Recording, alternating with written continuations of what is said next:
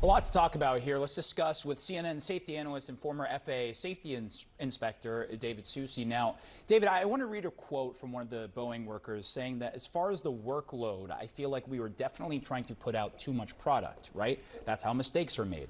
People try to work too fast. I mean, I can't speak for anybody else, but we were busy. We were working a lot, end quote. That's from one of the workers on the Boeing 737. That's from one of the workers we've been hearing from, I should say, over the course of this hearing. What's your reaction to hearing a little bit of that testimony?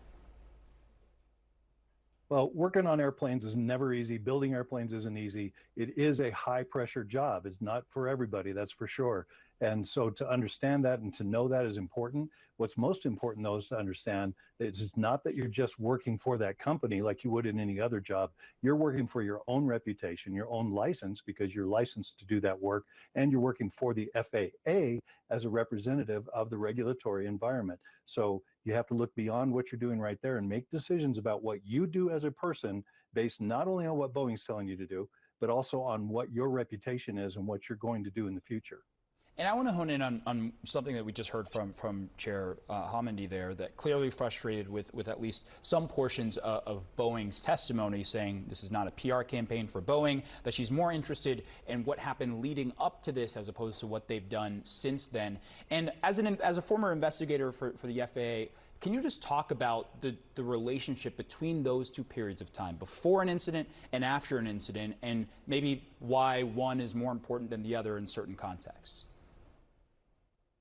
Right. So that's a really good question. When things happen, and the NTSB's job is to find out what happened, what is the proximate cause, the thing that went from this point to that point. And that's what this investigation is all about. And I admire Homendy for making sure that everybody understands that. It's not about what's happening now. And that's all Boeing's been focusing on, is how do we fix the problem? And what she's focusing on is her report, which says this is the proximate cause. This is what caused this to happen.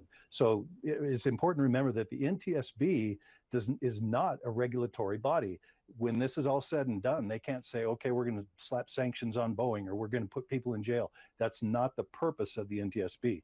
That goes to the FAA. They make recommendations based on their investigations, which are incredibly thorough, and they've found some very disturbing things, and those need to be reported. They need to make recommendations to the FAA. The FAA then will make those either sanctions, they'll put fees and fines on it.